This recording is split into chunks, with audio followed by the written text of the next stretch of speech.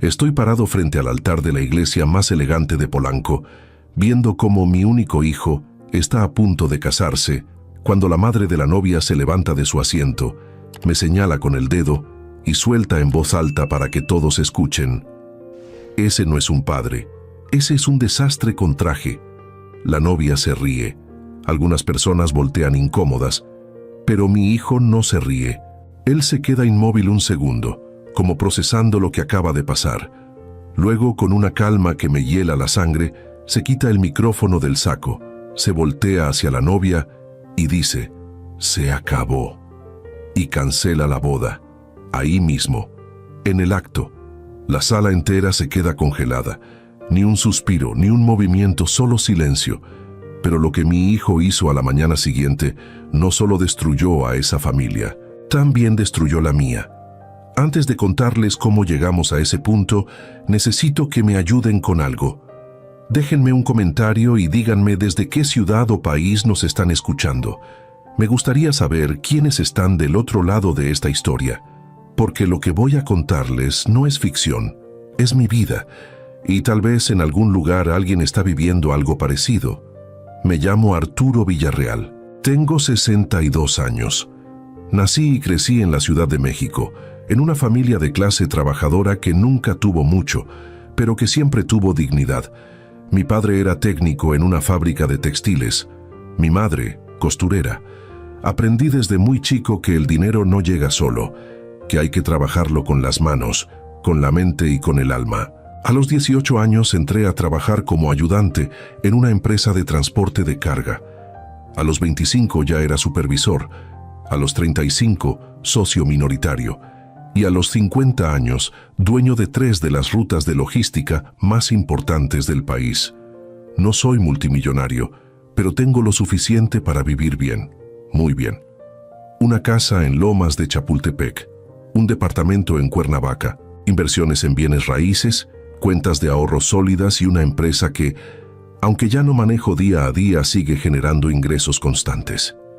Me retiré hace 4 años. Decidí que ya era momento de disfrutar lo que había construido. Mi esposa, Gabriela, murió hace 7 años de un problema del corazón que nadie vio venir.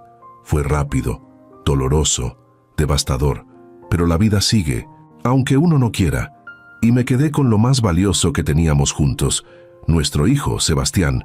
Sebastián tiene 34 años, es arquitecto, estudió en la Ibero, es inteligente, responsable, trabajador. Desde que Gabriela murió, nos volvimos más cercanos. Yo siempre fui un padre presente, pero después de perderla a ella, Sebastián y yo nos convertimos en un equipo.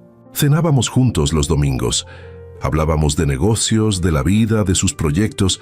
Nunca tuve quejas de él. Nunca me dio un mal momento.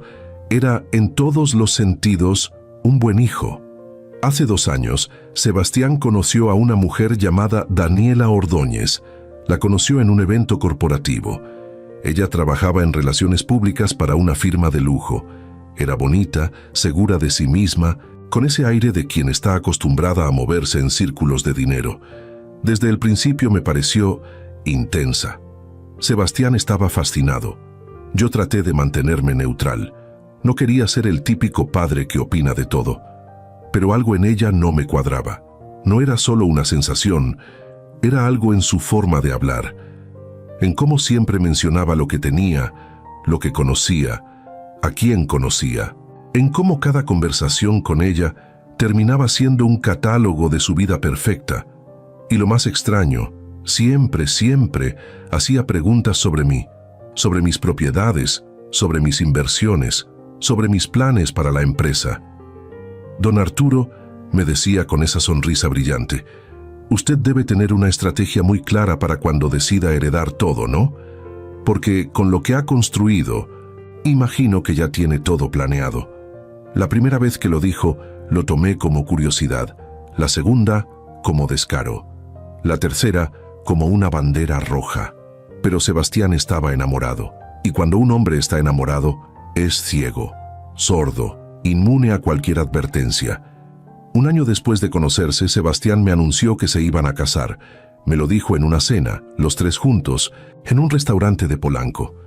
Daniela sonreía como si acabara de ganar algo. Yo felicité a mi hijo. Le di un abrazo. Le dije que lo apoyaba, pero por dentro algo se me revolvió en el estómago. Esa misma noche, cuando regresé a mi casa, me serví un whisky y me quedé sentado en la sala, mirando la foto de Gabriela que sigo teniendo en la repisa. No sé qué hacer, le dije en voz baja, como si ella pudiera escucharme. No sé si estoy siendo paranoico o si realmente hay algo malo aquí. No hubo respuesta, nunca la hay, pero el silencio a veces dice más que las palabras. A partir de ese momento, todo empezó a cambiar. Daniela comenzó a visitarme más seguido. Al principio siempre venía con Sebastián, luego empezó a venir sola. «Quiero conocerlo mejor, don Arturo», me decía. «Usted es importante para Sebastián y quiero que seamos cercanos». Parecía inocente, incluso tierno, pero cada visita venía con preguntas. ¿Ya decidió qué va a hacer con la casa de Cuernavaca? ¿Las rutas de transporte siguen a su nombre o ya las traspasó? Sebastián me contó que tiene una póliza de seguro grande. ¿Es cierto? Yo respondía con evasivas, con sonrisas incómodas, con cambios de tema. Pero ella insistía, siempre con dulzura, siempre con esa máscara de interés genuino. Un día, 2 meses antes de la boda, Daniela llegó a mi casa con su madre. Se llamaba Lorena Ordóñez, una mujer de unos 55 años, delgada, con cara de haber vivido entre salones de belleza y clubes privados. Traía lentes de sol puestos aunque estábamos adentro. Olía a perfume caro y a desprecio. «Don Arturo», me dijo mientras se sentaba en mi sala sin que la invitara, «necesitamos hablar sobre el futuro de nuestros hijos». Me quedé parado, sosteniendo una taza de café. «¿El futuro?» «Sí», dijo, cruzando las piernas con un gesto casi ensayado. «Daniela y Sebastián van a formar una familia, y en las familias hay que ser claros sobre las expectativas, sobre las responsabilidades, sobre las herencias». Se me heló la sangre. «¿Perdón?». Lorena sonrió. Fue una sonrisa fría, calculada. «No me malinterprete, no estamos pidiendo nada, solo queremos asegurarnos de que todo esté en orden. Usted es un hombre mayor, don Arturo. Y aunque se ve saludable, uno nunca sabe qué puede pasar. Sería prudente que Sebastián supiera qué le corresponde, para evitar problemas legales después». Daniela, sentada a su lado, asentía con la cabeza, como si lo que su madre estaba diciendo fuera lo más razonable del mundo. Yo solté la taza en la mesa con más fuerza de la que pretendía. Sebastián ya sabe lo que le corresponde, cuando sea el momento, pero ese momento no es ahora, y definitivamente no es algo que voy a discutir con ustedes. Lorena levantó una ceja. «No tiene que ponerse defensivo, don Arturo. Solo estamos velando por los intereses de nuestra hija. Y yo estoy velando por los míos», dije, mirándola directo a los ojos. «Ahora, si me disculpan, tengo cosas que hacer». Se fueron, pero el veneno ya estaba plantado. Esa noche llamé a Sebastián. Le conté lo que había pasado. Esperaba que se molestara, que se pusiera de mi lado, que viera lo que yo estaba viendo, pero no. Se rió.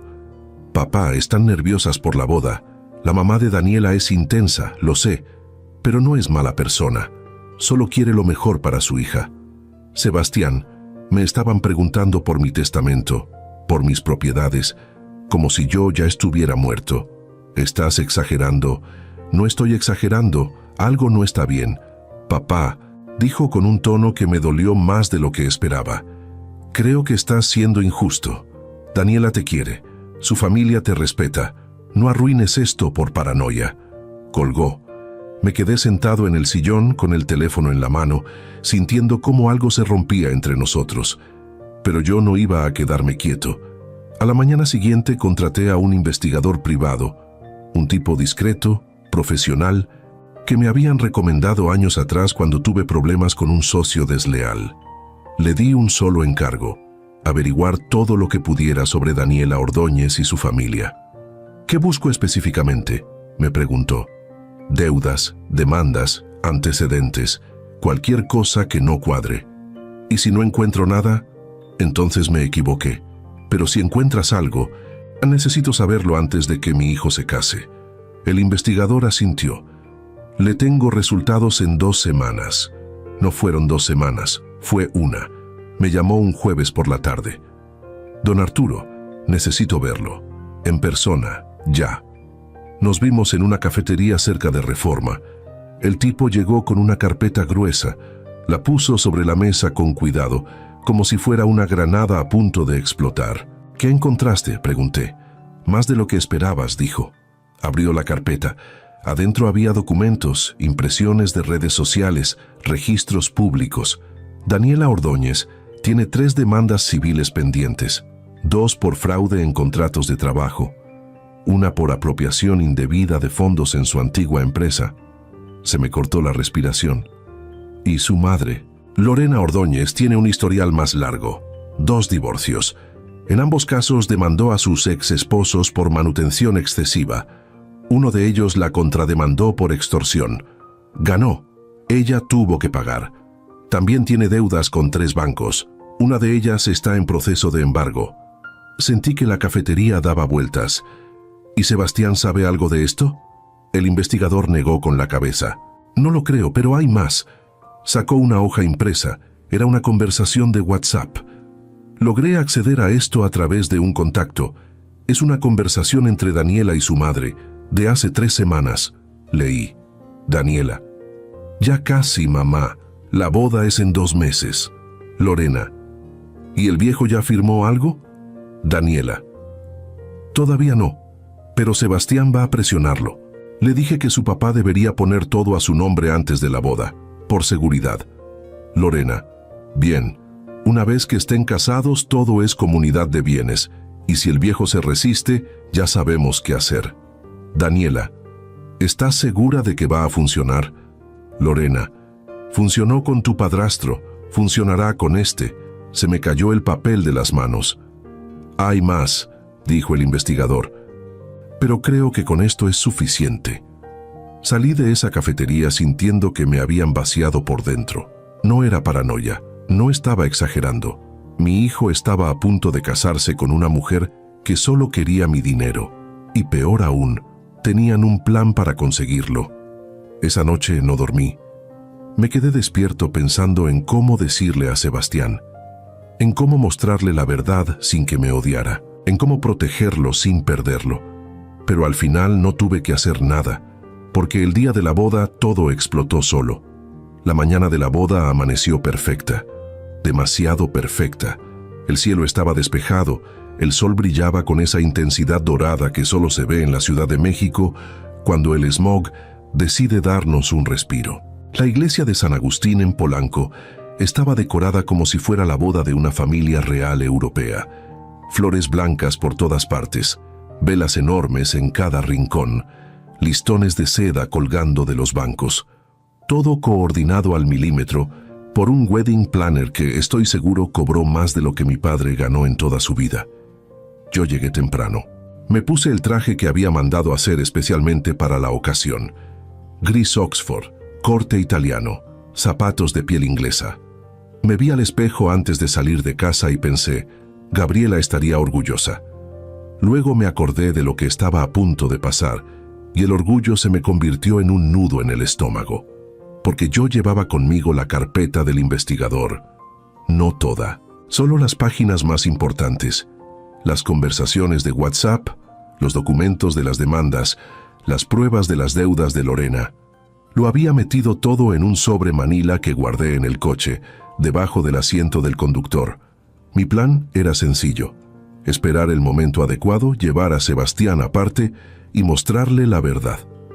Antes de que dijera, sí, acepto, antes de que fuera demasiado tarde. Pero las cosas no salieron como las planeé. Cuando llegué a la iglesia, Daniela ya estaba ahí, en uno de los salones privados que usan las novias para prepararse. La vi de lejos, rodeada de sus damas de honor, todas riéndose, tomándose fotos, brindando con champán. Parecía una escena sacada de una película, perfecta, impoluta, falsa. Lorena estaba con ella, supervisando cada detalle con la precisión de un general antes de la batalla. Llevaba un vestido color marfil que honestamente parecía competir con el de su propia hija. Demasiado elegante. demasiado llamativo, como si ella fuera la protagonista. Me vio y sonrió. Esa sonrisa que ya conocía, la que decía, ya casi ganamos. No le devolví la sonrisa. Solo asentí con la cabeza y seguí caminando hacia donde estaba Sebastián. Lo encontré en otro salón, más pequeño, rodeado de sus amigos. Estaba nervioso. Se notaba. Se ajustaba la corbata cada 2 minutos. Se pasaba la mano por el cabello. Reía demasiado fuerte a chistes que no eran graciosos. Yo lo conocía bien. Esos eran sus tics cuando estaba bajo presión. Me acerqué y le puse una mano en el hombro. ¿Cómo estás, hijo? Se volteó y me abrazó. Fue un abrazo fuerte, sincero. Nervioso, papá, pero bien, muy bien. ¿Seguro? Sí. ¿Por qué? Lo miré a los ojos. Quería decirle todo ahí mismo. Quería sacar el sobre del coche, ponerlo frente a él y gritarle, «Abre los ojos, esa mujer te está usando». Pero sus amigos estaban alrededor. La música de órgano ya estaba sonando en la iglesia. Los invitados empezaban a llegar. «Nada», dije finalmente, «solo quiero que sepas que te quiero y que siempre voy a estar de tu lado». Sebastián sonrió. «Lo sé, papá, lo sé». Salimos del salón juntos. Los padrinos empezaron a formarse. La coordinadora de la boda corría de un lado a otro con una tablet en la mano, dando órdenes como si estuviera dirigiendo una operación militar. Todo tenía que salir perfecto. Todo tenía que verse impecable. Yo me senté en la primera fila del lado del novio. Solo. Gabriela hubiera estado sentada a mi lado, pero su lugar estaba vacío, como lo había estado durante 7 años. La música cambió. Empezó a sonar la marcha nupciana. Todos se pusieron de pie.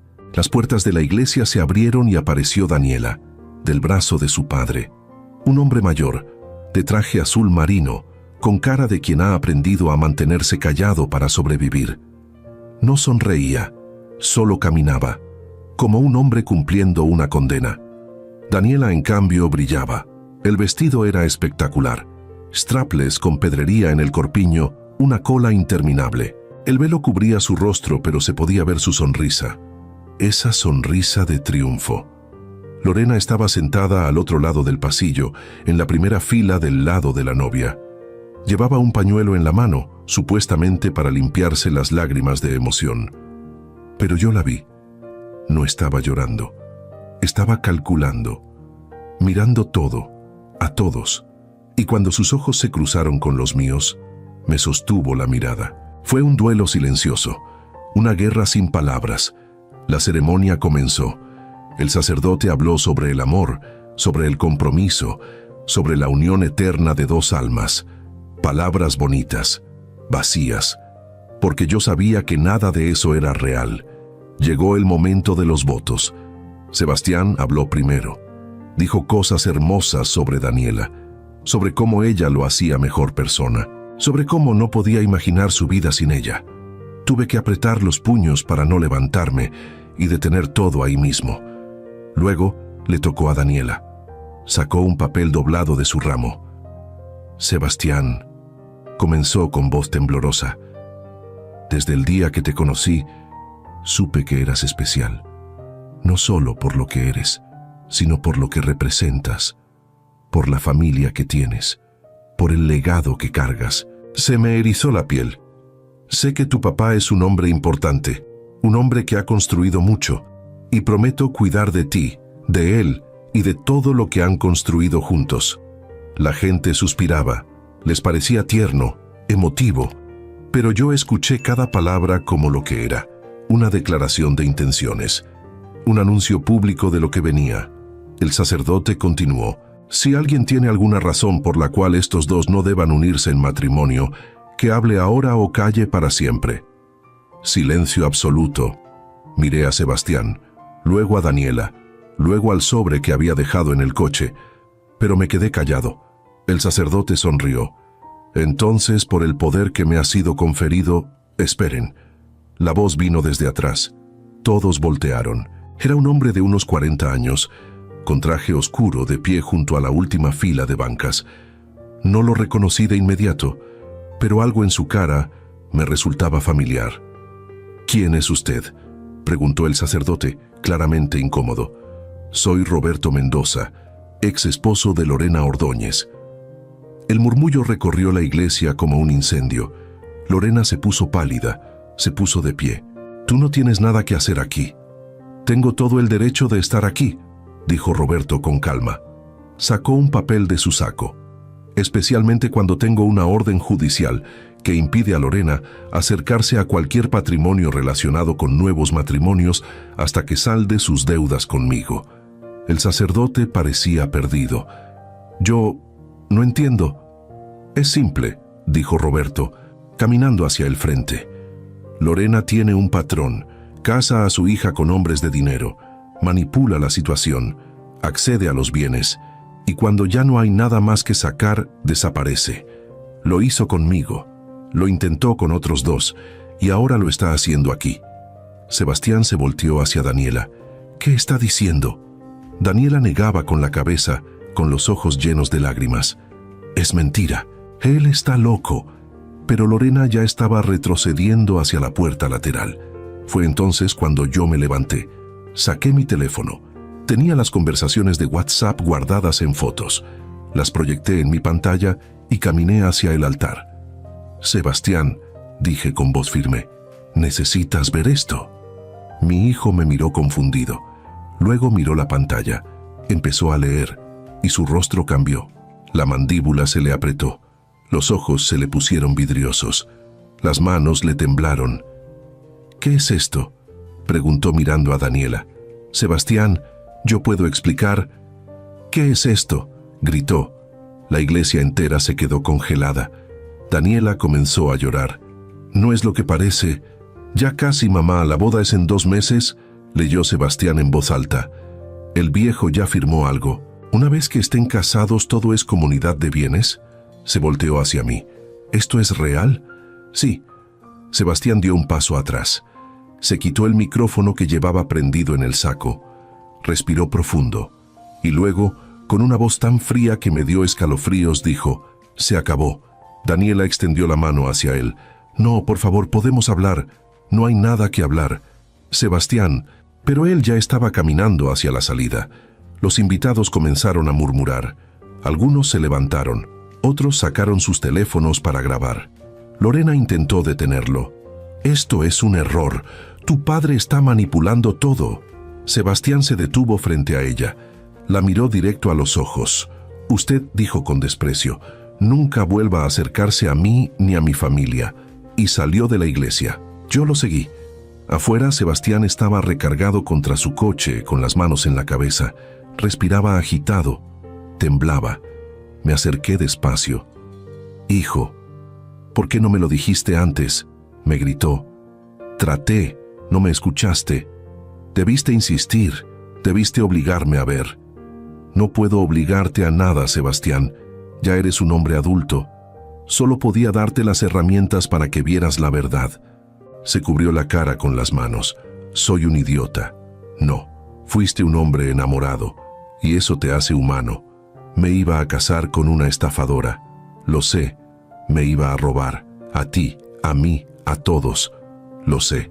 Se dejó caer en el suelo, sentado contra la llanta del coche. Yo me senté a su lado. No dije nada. Solo estuve ahí, como siempre. Después de unos minutos, Sebastián habló.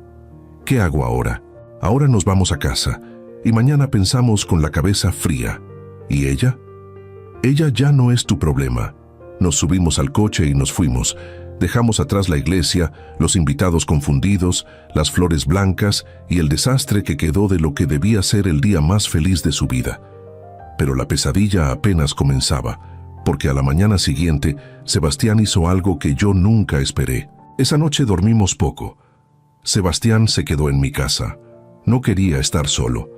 Nos sentamos en la sala, bebiendo whisky en silencio, viendo las noticias sin realmente prestarles atención. Cerca de las 3 de la mañana, Sebastián habló. Papá, necesito que me digas la verdad. ¿Hay algo más que no me hayas contado? Le conté todo. Las demandas contra Daniela, las deudas de Lorena, el historial de los exmaridos, los divorcios fraudulentos, todo. Sebastián escuchó en silencio. Cuando terminé, se quedó mirando al vacío durante varios minutos. «Voy a destruirlas», dijo finalmente. «¿Qué?» «Voy a destruirlas, a ella, a su madre, a toda esa familia de víboras». «Sebastián, entiendo que estés enojado, pero...» «No estoy enojado, papá, estoy decidido». Se levantó del sillón. «Me iban a robar, me iban a usar, iban a destruir todo lo que tú construiste, todo lo que mamá y tú soñaron para mí, y no voy a permitir que se salgan con la suya. ¿Qué vas a hacer? Lo que debía hacer desde el principio: investigar, recopilar pruebas y presentar cargos». Me levanté también. «Hijo, eso puede tardar meses, años. ¿Estás seguro de que quieres meterte en eso?» «Completamente». Y no estaba bromeando. A la mañana siguiente, Sebastián contrató al mismo investigador privado que yo había usado, pero no se detuvo ahí. También contrató a un equipo de abogados especializados en fraude civil y penal, 3 de ellos, los mejores de la ciudad. «Quiero que encuentren todo», les dijo en una reunión que tuvimos en un despacho de Reforma. «Cada documento, cada transacción sospechosa, cada contrato fraudulento, cada mentira, todo». Los abogados se miraron entre sí. El mayor de ellos, un hombre canoso llamado licenciado Durán, se aclaró la garganta. «Don Sebastián, esto puede abrirse a otras investigaciones. Si encontramos algo grave, la Fiscalía podría involucrarse. ¿Está preparado para eso?» «Absolutamente. Y si esto llega a los medios, mejor. Quiero que todo el mundo sepa quiénes son». Yo observaba a mi hijo y no lo reconocía. No era venganza irracional. Era algo mucho más frío, más calculado, más peligroso. Durante las siguientes 2 semanas, el equipo de abogados e investigadores trabajó sin parar. Y lo que encontraron fue peor de lo que cualquiera de nosotros imaginaba. Daniela no solo tenía 3 demandas civiles, tenía 7. 4 de ellas por fraude empresarial, 2 por falsificación de documentos, 1 por apropiación indebida de fondos de una organización sin fines de lucro donde había trabajado como voluntaria. Había robado donaciones destinadas a niños con cáncer. Cuando Sebastián leyó eso, se puso pálido. ¿Robó dinero de niños enfermos? «Así es», dijo el investigador. «Y luego usó parte de ese dinero para pagar deudas personales». Sebastián cerró los ojos. Continúa. El historial de Lorena era aún peor. No solo había 2 divorcios, había 4, cada uno terminado con demandas por extorsión o fraude matrimonial. En uno de los casos, el ex esposo había perdido su negocio completo porque Lorena había manipulado los documentos de comunidad de bienes y se había quedado con todo. «¿Y él qué hizo?», preguntó Sebastián. «Se declaró en bancarrota, tuvo que vender su casa y hace 5 años intentó quitarse la vida». Sebastián apretó los puños. ¿Sobrevivió? Sí, pero nunca se recuperó del todo. Ahora vive en un departamento pequeño en Naucalpan. Trabaja como chofer de Uber. La sala se quedó en silencio. «Quiero hablar con él», dijo Sebastián. «¿Con quién?» «Con ese hombre, con el ex esposo de Lorena. Quiero saber exactamente qué le hicieron». 2 días después fuimos a Naucalpan. El hombre se llamaba Fernando Gutiérrez. Vivía en un edificio viejo, en un departamento del 3er piso. Cuando abrió la puerta, parecía una versión destruida de lo que alguna vez fue. Delgado, ojeroso, con canas prematuras y una tristeza en los ojos que se sentía hasta el alma. «¿Sebastián Villarreal?», preguntó con voz cansada. «Sí». «Pasen». El departamento era pequeño pero limpio. Una sala con un sillón viejo, una mesa de plástico, una televisión de tubo. En las paredes no había fotos. No había recuerdos. Era como vivir en un espacio vacío. Nos sentamos. Fernando nos ofreció café. Sebastián aceptó por cortesía.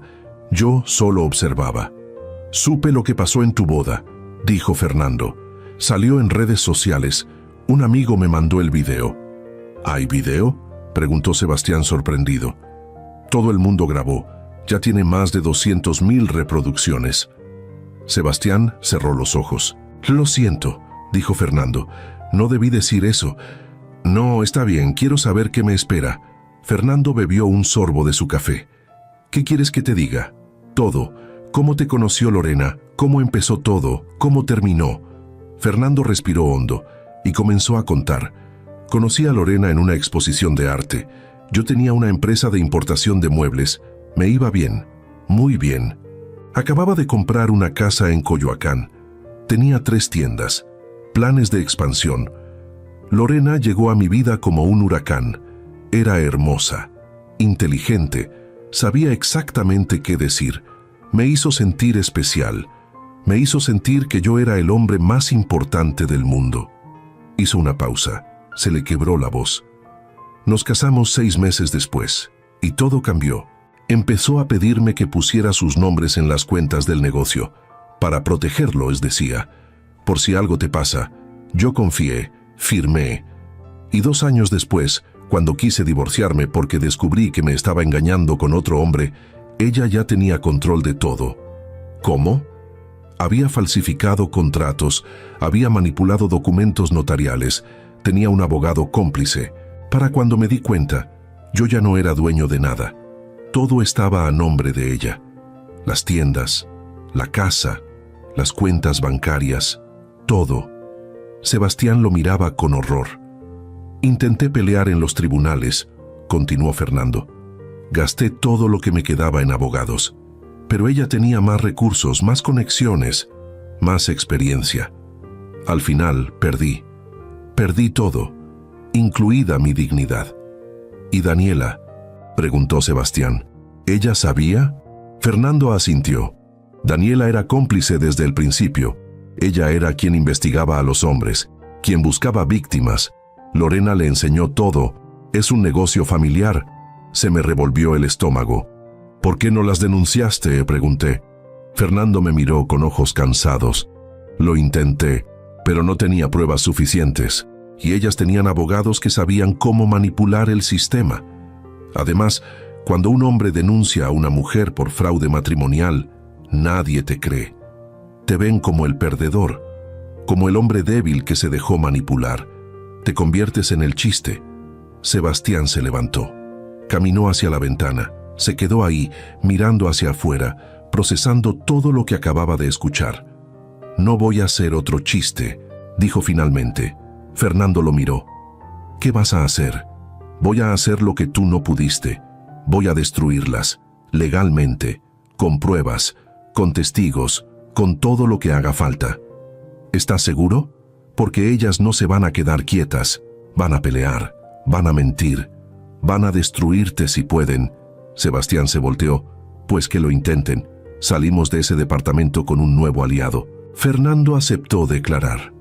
Aceptó compartir todos los documentos que todavía tenía guardados. Aceptó testificar en contra de Lorena y Daniela. Y no fue el único. En las siguientes semanas, el equipo legal de Sebastián localizó a otros 3 hombres que habían sido víctimas de la misma operación. Todos con historias similares. Todos destruidos económica y emocionalmente, todos dispuestos a hablar. Con cada testimonio el caso se hacía más fuerte, y Sebastián se volvía más implacable, pero yo empezaba a preocuparme, no por las pruebas, ni por el caso, sino por mi hijo, porque lo estaba viendo transformarse en alguien que yo no conocía, alguien consumido por la sed de justicia o de venganza. Ya no sabía cuál de las dos. Una noche, mientras cenábamos en mi casa, le pregunté: Sebastián, ¿estás bien? Perfectamente. No lo pareces. Estoy haciendo lo correcto, papá. Lo sé, pero me preocupa lo que esto te está haciendo. ¿Qué me está haciendo? Te está consumiendo. Sebastián dejó los cubiertos en la mesa. ¿Preferirías que las dejara ir? ¿Que siguieran destruyendo vidas? No. Pero tampoco quiero que esto te destruya a ti. No me va a destruir, me va a liberar. No dije nada más, pero por dentro sabía que las cosas estaban a punto de ponerse mucho peor, porque 3 días después recibimos una llamada del licenciado Durán. Necesito que vengan a mi oficina, ya. ¿Qué pasó?, preguntó Sebastián. Daniela y Lorena presentaron una contrademanda y es complicada.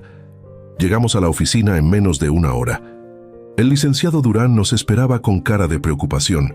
En su escritorio había un documento grueso. «¿Qué es eso?», preguntó Sebastián. «Una demanda por difamación, daño moral y acoso.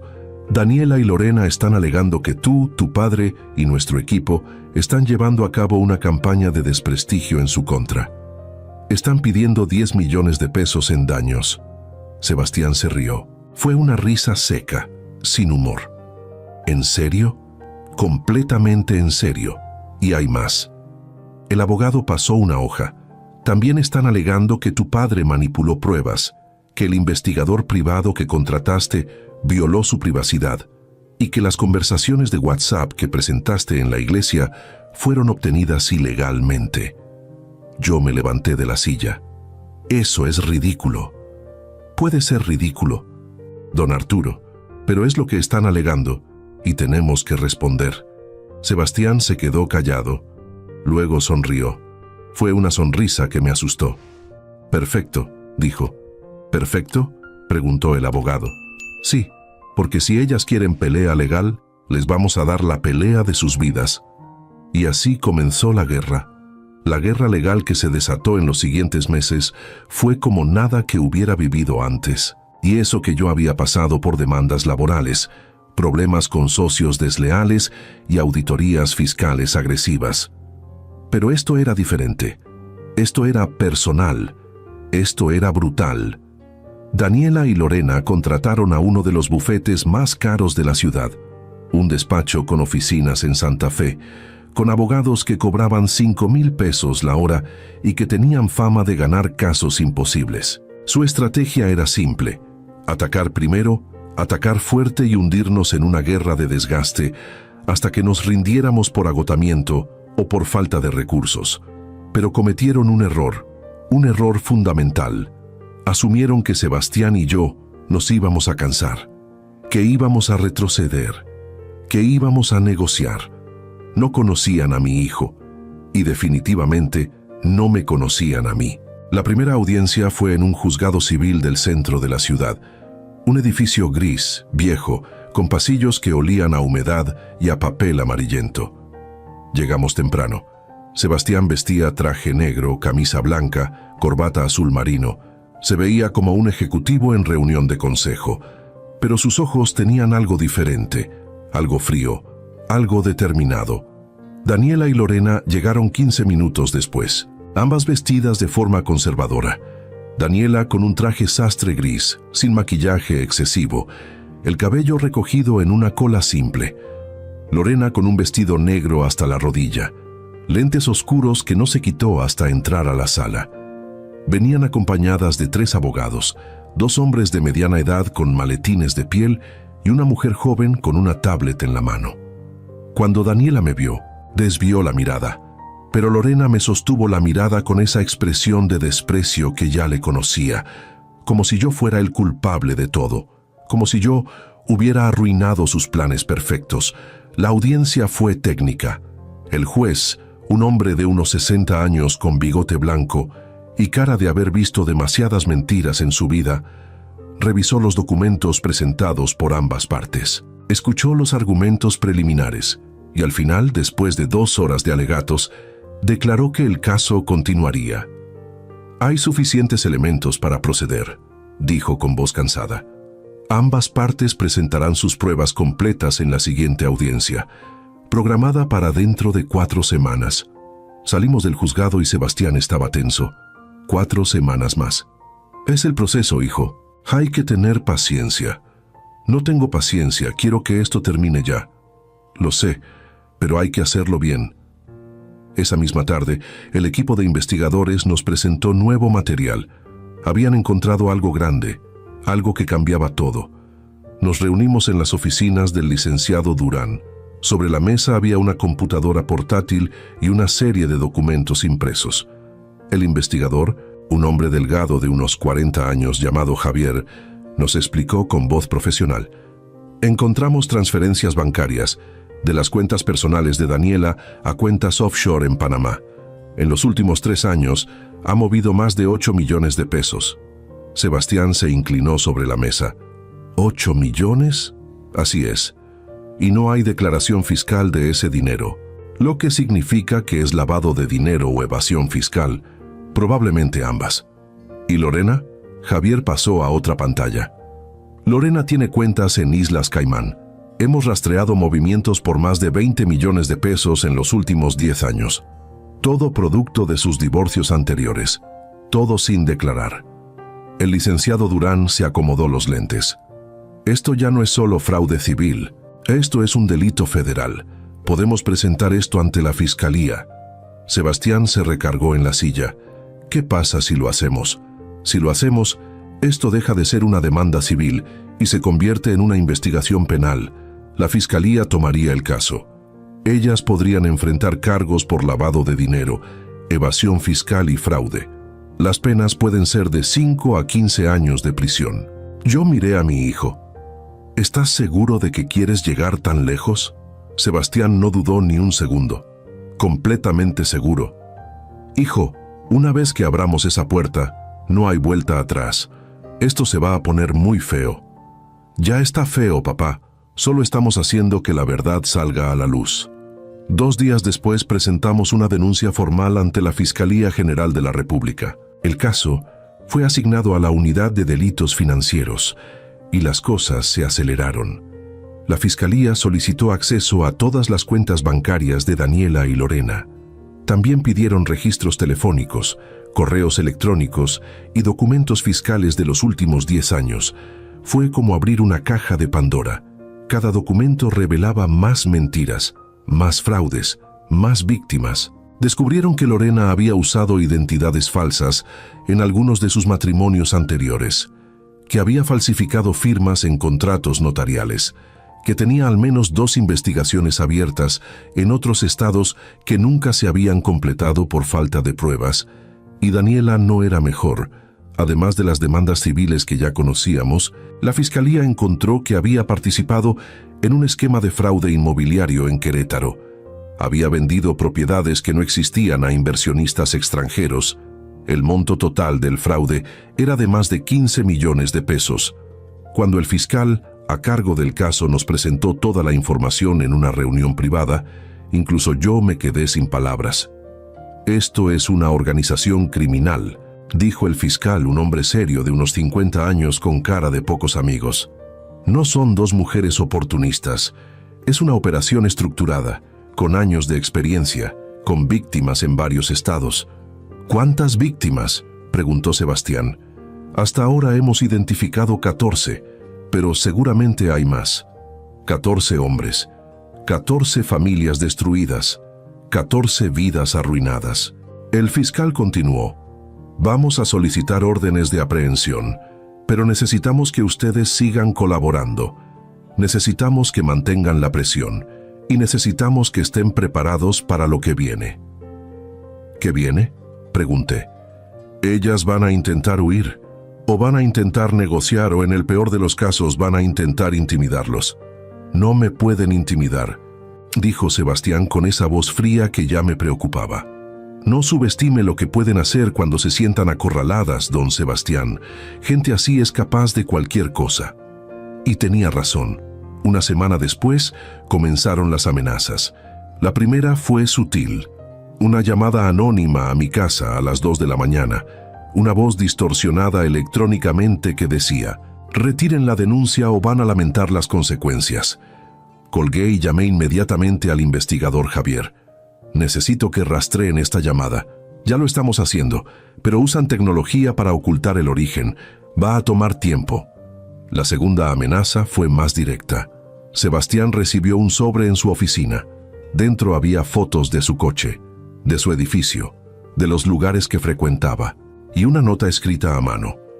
«Sabemos dónde vives, sabemos a dónde vas. Retírate mientras puedas». Sebastián llevó el sobre directamente a la fiscalía. Abrieron una investigación por intimidación y amenazas, pero no pudieron rastrear quién lo había enviado. La tercera amenaza fue contra mí. Una mañana, cuando salí de mi casa para ir al gimnasio, encontré las llantas de mi coche reventadas, las 4, y en el parabrisas pintado con aerosol rojo: «Última advertencia». Llamé a la policía, levantaron un reporte, tomaron fotos, pero dijeron lo mismo de siempre. Sin testigos ni cámaras, es difícil proceder. Esa noche Sebastián y yo nos sentamos en mi sala. Ambos teníamos un whisky en la mano. Ambos estábamos cansados. «Esto se está saliendo de control», dije. «Lo sé. Podemos parar. Podemos retirar la denuncia, mudarnos, empezar de nuevo en otro lado». Sebastián me miró como si hubiera dicho la blasfemia más grande del mundo. «¿Estás hablando en serio?» «Estoy hablando de protegerte, de protegernos». «No voy a huir, papá. No voy a darles esa satisfacción». «No es huir, es ser inteligente». «No». Se levantó del sillón. «Esto termina cuando ellas estén en prisión, no antes». Traté de razonar con él, pero era inútil. Sebastián estaba obsesionado, y yo, honestamente, ya no sabía si lo que sentía era orgullo o miedo. Los días siguientes fueron tensos. Contraté seguridad privada para mi casa. Sebastián hizo lo mismo para su departamento. También instalamos cámaras de vigilancia y sistemas de alarma conectados directamente con una empresa de respuesta inmediata. Pero las amenazas no pararon. Empezaron a llegar correos electrónicos anónimos, mensajes en redes sociales, llamadas a horas extrañas, todo diseñado para agotarnos, para quebrarnos psicológicamente. Hasta que una noche todo estalló. Era viernes, cerca de las 11 de la noche. Yo estaba en mi casa viendo televisión cuando sonó el timbre. Me pareció extraño. No esperaba a nadie y a esas horas nadie venía sin avisar. Me acerqué al interfón. «¿Quién es?» «Servicio de paquetería urgente». «No pedí ningún paquete. Es de parte de la fiscalía, necesita firmarlo personalmente». Algo no me cuadraba. Revisé las cámaras de seguridad desde mi teléfono. Había un hombre en la puerta, vestido con uniforme de mensajería, sosteniendo un sobre manila. Parecía legítimo, pero había algo en su postura, en la forma en que miraba hacia los lados, en cómo sostenía el sobre con demasiada fuerza. No abrí la puerta. En lugar de eso, llamé a la empresa de seguridad. «Hay alguien en mi puerta que dice ser mensajero, ¿pueden verificar?» «Enseguida, don Arturo». Mientras esperaba, el hombre tocó de nuevo, más insistente. «Señor Villarreal, necesito que firme esto». «Deje el paquete ahí, lo recogeré después». «No puedo, necesito la firma». «Entonces espere a que llegue mi equipo de seguridad». El hombre se quedó callado. Luego, en lugar de esperar, dejó caer el sobre en el suelo y salió corriendo hacia un coche que estaba estacionado en la esquina. El coche arrancó a toda velocidad. 5 minutos después, llegó el equipo de seguridad. Con ellos venía una unidad de la policía que habían llamado como respaldo. Revisaron el sobre con cuidado. Usaron un escáner portátil, y lo que encontraron me heló la sangre. «Don Arturo», dijo el oficial a cargo, «esto no es un documento, es un dispositivo incendiario». «¿Qué?» «Una bomba casera, no muy sofisticada, pero suficiente para causar daño grave. Si usted hubiera abierto el sobre, se habría activado». Tuve que sentarme, las piernas no me respondían. Llamé a Sebastián inmediatamente. «Hijo, intentaron matarme». Sebastián llegó a mi casa en menos de 20 minutos. Venía pálido, alterado. La policía todavía estaba ahí tomando declaraciones, revisando evidencias. «¿Estás bien?», me preguntó abrazándome con fuerza. «Sí, pero esto ya no es un juego, Sebastián. Intentaron matarme». «Lo sé». «Entonces, sabes que tenemos que parar». «No vamos a parar». Su voz era firme, demasiado firme. «Vamos a terminar esto». El fiscal fue notificado esa misma noche. A la mañana siguiente, emitió órdenes de aprehensión inmediatas contra Daniela y Lorena por intento de homicidio, además de todos los cargos anteriores. La policía las buscó en su casa. No estaban, tampoco en sus trabajos, ni con familiares. Habían desaparecido. «Se fugaron», dijo el fiscal en una conferencia telefónica, «pero no pueden ir muy lejos. Ya alertamos a migración. Tenemos sus fotos en todos los aeropuertos y centrales de autobuses». «¿Y mientras tanto?», preguntó Sebastián. «Mientras tanto, ustedes se mantienen en lugares seguros. No salgan solos, no abran puertas a desconocidos y reporten cualquier actividad sospechosa». Pasaron 3 días de tensión, de espera, de no saber si en cualquier momento recibiríamos otra amenaza, otro ataque, hasta que el martes por la mañana recibimos la llamada. «Las tenemos», dijo el fiscal. «¿Dónde?» «En un hotel de Tijuana. Intentaban cruzar la frontera con documentos falsos. Las detuvieron en el puesto migratorio». Sebastián cerró los ojos y respiró profundo. «¿Cuándo las traen de vuelta?» «Mañana. Estarán en el reclusorio preventivo mientras esperan el juicio». Y así fue. Al día siguiente, Daniela y Lorena fueron trasladadas a la Ciudad de México. Las imágenes de su llegada al aeropuerto se volvieron virales. Las dos esposadas, con uniformes de prisión, caminando escoltadas por agentes federales. Daniela lloraba. Lorena mantenía la cabeza en alto, con esa arrogancia que la caracterizaba. Sebastián y yo vimos las imágenes en la televisión. Mi hijo no dijo nada, solo observaba con esa expresión que ya no lograba descifrar. «¿Cómo te sientes?», le pregunté. «Vacío». «¿Vacío?» «Sí. Pensé que me sentiría satisfecho, victorioso, pero solo me siento vacío». Le puse una mano en el hombro. «Es normal, hijo. Has estado en modo de supervivencia durante meses.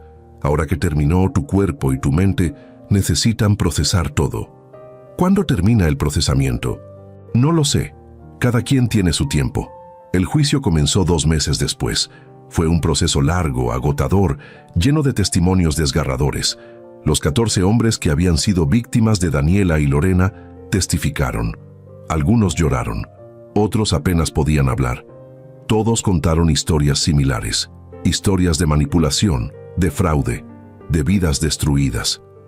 Fernando Gutiérrez, el ex esposo de Lorena, fue uno de los testigos más impactantes. Habló durante casi 2 horas. Explicó en detalle cómo Lorena lo había seducido, cómo había ganado su confianza, cómo había tomado control de su negocio y cómo finalmente lo había dejado en la ruina. «Me quitó todo», dijo con voz quebrada. «Mi empresa, mi casa, mi dignidad. Me dejó sin nada. Y cuando traté de defenderme, me destruyó en los tribunales. Me hizo ver como el malo de la historia». La sala estaba en silencio. Incluso el juez parecía conmovido. Cuando le tocó el turno a Sebastián de declarar, lo hizo con una calma escalofriante. Explicó cómo había conocido a Daniela, cómo ella había empezado a hacer preguntas sobre mi patrimonio, cómo su madre se había involucrado, cómo descubrió las conversaciones de WhatsApp y finalmente cómo canceló la boda. «Esa mujer», dijo señalando a Daniela, «no me amaba. Me veía como un medio para llegar a mi padre, como una llave para acceder a su dinero, y cuando me di cuenta, mi mundo se derrumbó, porque yo sí la amaba, o amaba a la persona que yo creía que era».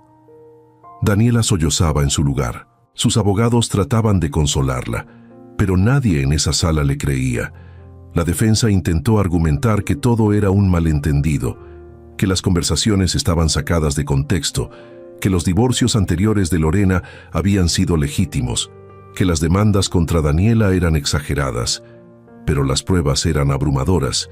Los documentos bancarios, los testimonios, las transferencias offshore, los documentos falsificados, todo apuntaba a lo mismo. Eran culpables. El juicio duró 6 semanas y finalmente llegó el veredicto. La sala estaba llena. Prensa, víctimas, familiares, curiosos, todos esperando escuchar la decisión del juez. Sebastián y yo estábamos sentados en la primera fila.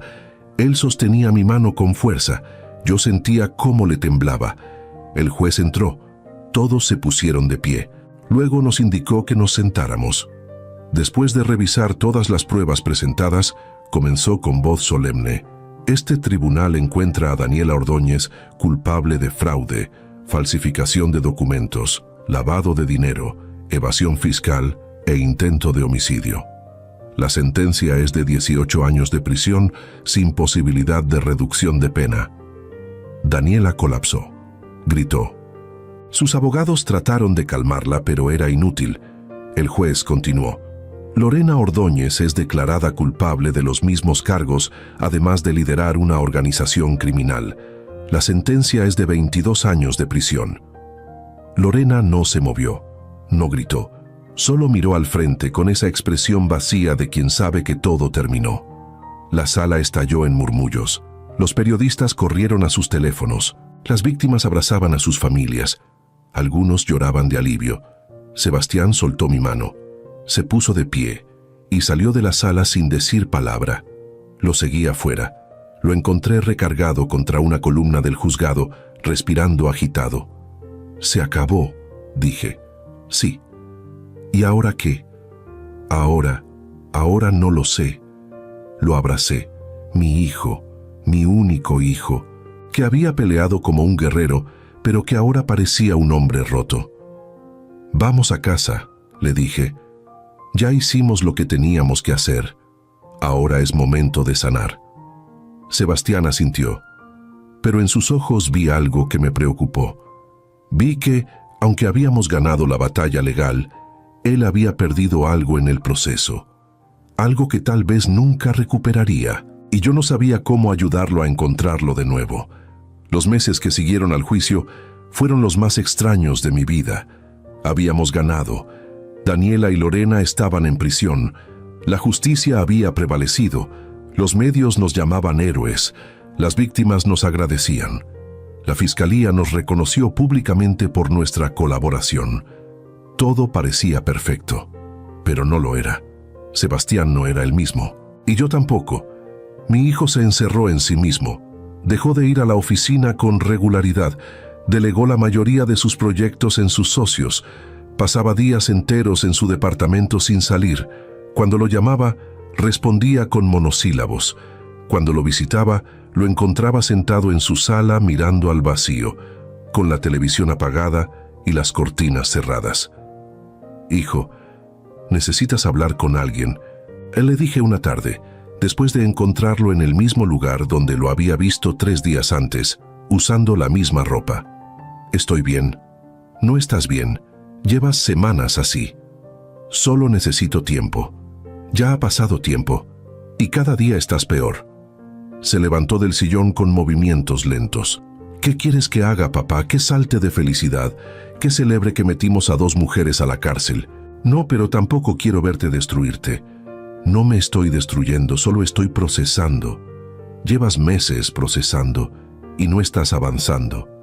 Sebastián se volteó hacia mí con una expresión que nunca había visto. Había dolor, rabia, pero también algo más profundo, algo que parecía culpa. «¿Sabes qué es lo peor de todo esto?», dijo con voz ronca. «Que gané, que las destruí como prometí, que hice justicia.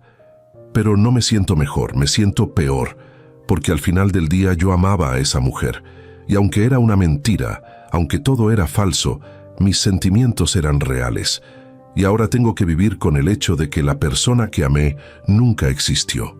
Se le quebró la voz, y por primera vez en meses vi a mi hijo llorar. Me acerqué y lo abracé. Lo abracé como cuando era niño y se caía de la bicicleta, como cuando perdió su primer partido de fútbol, como cuando Gabriela murió y ambos nos sostuvimos el uno al otro para no colapsar. «Lo sé, hijo», susurré. «Lo sé». Lloramos juntos, en ese departamento silencioso, con el peso de todo lo que habíamos vivido cayendo sobre nosotros como una avalancha que habíamos estado conteniendo durante meses. Después de ese día, algo cambió. Sebastián aceptó que necesitaba ayuda. Comenzó terapia con una psicóloga especializada en trauma emocional, 2 veces por semana. Al principio era reacio, pero poco a poco empezó a abrirse, a hablar, a procesar de forma saludable lo que había vivido. Yo también empecé terapia, porque aunque había estado enfocado en proteger a mi hijo, también cargaba con mi propio peso. El trauma del sobre con la bomba, las noches sin dormir, la paranoia constante de que alguien nos estaba vigilando. Todo eso no desaparecía solo porque el juicio había terminado. La psicóloga me explicó algo que tenía sentido. «Don Arturo, usted estuvo en modo de supervivencia durante casi 1 año. Su cerebro estaba constantemente en alerta, bombeando adrenalina, preparándose para el peligro. Ahora que el peligro terminó, su sistema nervioso no sabe cómo relajarse. Eso se llama estrés postraumático». «¿Cómo se cura?». No se cura de la noche a la mañana, pero se puede manejar, con terapia, con técnicas de relajación, con paciencia. Paciencia, esa palabra que tanto me había costado entender toda mi vida. Empecé a hacer yoga. Sí, yo, Arturo Villarreal, empresario de 62 años, haciendo posturas imposibles en un tapete morado en mi sala. Al principio me sentía ridículo, pero funcionaba. Me ayudaba a respirar, a centrarme, a estar presente. También empecé a caminar. Todas las mañanas, antes del desayuno, salía a caminar por mi colonia durante 1 hora. Sin prisa, sin destino, solo caminando, observando, respirando el aire fresco, saludando a los vecinos, redescubriendo la vida simple que había olvidado durante la locura de los últimos meses. Y poco a poco, la pesadilla empezó a soltarme. Pero el verdadero cambio llegó 6 meses después del juicio, cuando Sebastián vino a mi casa con una propuesta. Papá, necesito hacer algo. ¿Qué cosa? Necesito ayudar a otros hombres que están pasando por lo mismo que yo pasé. Me senté en el sillón, intrigado. ¿Cómo? Quiero crear una fundación, una organización que ayude a víctimas de fraude matrimonial, que les dé asesoría legal gratuita, apoyo psicológico, recursos para reconstruir sus vidas. Me quedé callado procesando lo que acababa de escuchar. ¿Qué opinas?, que no preguntó Sebastián. Creo que es una idea extraordinaria. ¿De verdad? De verdad. Pero va a requerir mucho trabajo, mucho tiempo, mucho dinero. Lo sé, por eso necesito tu ayuda. Sonreí. Era la primera vez en meses que veía a mi hijo con esa chispa en los ojos, esa determinación. Pero esta vez no era venganza. Era propósito. Cuenta conmigo, dije, y así nació la Fundación Renacer. La registramos como asociación civil, contratamos abogados especializados, psicólogos, trabajadores sociales, rentamos una oficina pequeña en la colonia Roma y empezamos a difundir la información. Al principio las llamadas eran pocas, 3 o 4 por semana, hombres que habían visto la noticia del juicio y que se atrevían a contactarnos. Hombres que nos contaban historias similares, manipulación, fraude, pérdida de patrimonio, vergüenza social. Pero con el tiempo, las llamadas aumentaron. Empezamos a recibir 10 llamadas por semana, luego 20, luego 50. Hombres de toda la República, de diferentes edades, de diferentes niveles socioeconómicos, todos con una historia de dolor, todos necesitando ayuda. Sebastián se involucró de lleno, atendía casos personalmente, escuchaba sus historias, los acompañaba a audiencias, los conectaba con los recursos que necesitaban, y en ese proceso encontró su propia sanación. «Papá», me dijo una noche mientras cenábamos en mi casa, «creo que finalmente entiendo por qué pasó todo esto». ¿Por qué? Porque si no me hubiera pasado a mí, no hubiera entendido el dolor de estas personas, no hubiera sabido cómo ayudarlas. Mi experiencia, por más horrible que fue, me dio empatía, me dio propósito. Lo miré con orgullo. Mi hijo había encontrado la forma de convertir su trauma en algo positivo, en algo que ayudaba a otros. «Tu mamá estaría muy orgullosa de ti», dije. Sebastián sonrió, una sonrisa genuina, de las que no había visto en mucho tiempo. Lo sé, pero no todo era color de rosa, porque 8 meses después del juicio recibimos una noticia que nos golpeó como un balde de agua fría. El abogado de Daniela nos contactó. Quería una reunión, urgente. Nos reunimos en un café neutral, en la zona de Coyoacán. El abogado era un hombre de unos 50 años, de traje gris con cara cansada. Llegó solo. «Gracias por venir», dijo mientras se sentaba. «¿De qué se trata esto?», preguntó Sebastián con tono frío. «Daniela quiere hablar contigo». «No». «Sebastián, por favor». Dije que no. No tengo nada que hablar con esa mujer. El abogado suspiró. «Entiendo tu posición, pero necesitas escuchar lo que tengo que decir. Daniela está muy enferma». Se me heló el estómago. ¿Enferma? Tiene cáncer, en etapa avanzada. Los doctores le dan entre 6 meses y 1 año de vida. Sebastián se quedó paralizado. Yo también. Está recibiendo tratamiento en la enfermería del reclusorio, continuó el abogado, pero su estado es delicado y ella quiere verte antes de morir. ¿Para qué?, preguntó Sebastián con voz temblorosa. Para disculparse, para explicarte cosas, no sé exactamente qué, solo me pidió que te contactara. Sebastián se levantó de la mesa. No voy a ir. Sebastián, dije que no. Esa mujer intentó destruirme, intentó matar a mi padre. No le debo nada. El abogado asintió con comprensión. Lo entiendo, pero piénsalo, porque cuando ella muera ya no habrá oportunidad de tener esa conversación, y tal vez en el futuro te arrepientas de no haberla escuchado. Sebastián salió del café sin decir más. Yo pagué la cuenta y lo seguí afuera. Lo encontré caminando rápido por la banqueta, con las manos en los bolsillos y la mandíbula apretada. Hijo, espera. No quiero hablar de esto. Sebastián, detente. Se detuvo. Se volteó hacia mí con los ojos rojos. No me digas que debería ir a verla. No te voy a decir qué hacer. Eso es tu decisión. Pero sí te voy a decir que pienses bien antes de decidir. Pensar que tal vez me deba algo, que tal vez merezca mi compasión. No, pero tal vez tú mereces cerrar ese capítulo de tu vida de la forma correcta. Sebastián se cubrió la cara con las manos. No sé si puedo verla, papá. No sé si puedo estar en la misma habitación con ella sin sentir que me estoy traicionando a mí mismo. Entonces no vayas, pero si decides ir, hazlo por ti, no por ella. Sebastián no respondió. Solo se quedó ahí, parado en medio de la banqueta, procesando todo.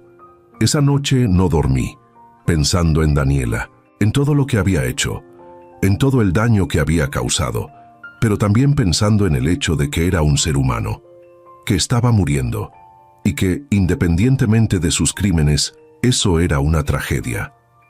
3 días después, Sebastián tomó su decisión. Voy a ir a verla. ¿Estás seguro? No, pero necesito hacerlo. Necesito escuchar lo que tiene que decir. Y necesito decirle lo que yo tengo que decir. Coordinamos la visita con el abogado de Daniela y con las autoridades del reclusorio. Nos dieron 1 hora, en una sala privada, con vigilancia pero sin interrupciones. El día de la visita llegó. Sebastián estaba nervioso, yo también. Aunque yo no iba a entrar, insistí en acompañarlo hasta la entrada del reclusorio. ¿Quieres que entre contigo?, le pregunté. No, esto lo tengo que hacer solo. Lo abracé. Estaré aquí afuera esperándote. Sebastián entró. Yo me quedé en el estacionamiento, sentado en mi coche, esperando. Cada minuto se sentía como una eternidad. 1 hora después, Sebastián salió. Venía pálido. Caminaba lento, pero había algo diferente en su expresión, algo más ligero. Se subió al coche y se quedó callado por varios minutos. ¿Cómo te fue?, pregunté finalmente. Fue extraño. ¿Qué te dijo? Sebastián respiró profundo. Me pidió perdón, me dijo que entendía si no podía perdonarla, que no esperaba mi perdón, pero que necesitaba que supiera que a pesar de todo, hubo momentos reales entre nosotros. Momentos donde ella realmente sintió algo por mí. ¿Le creíste? No lo sé. Tal vez no, pero honestamente ya no importa. ¿Y tú qué le dijiste?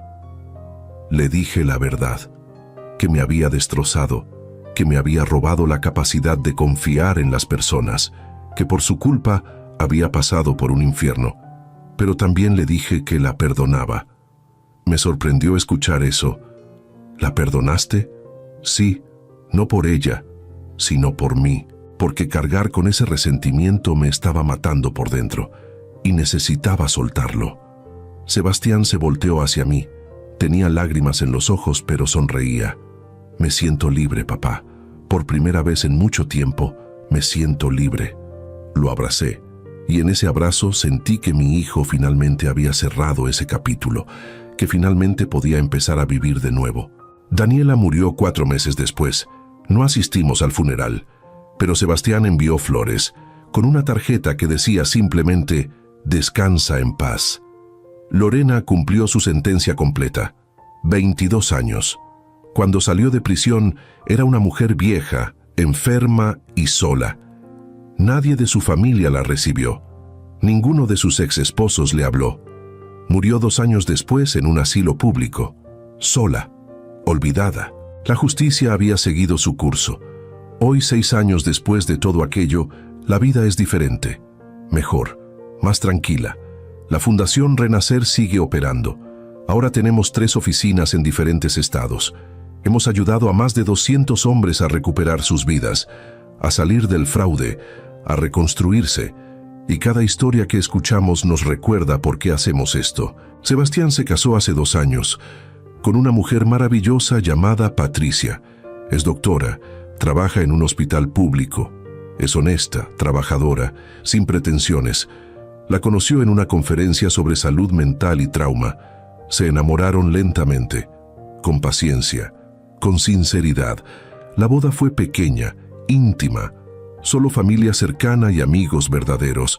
Nada ostentoso, nada falso, todo genuino.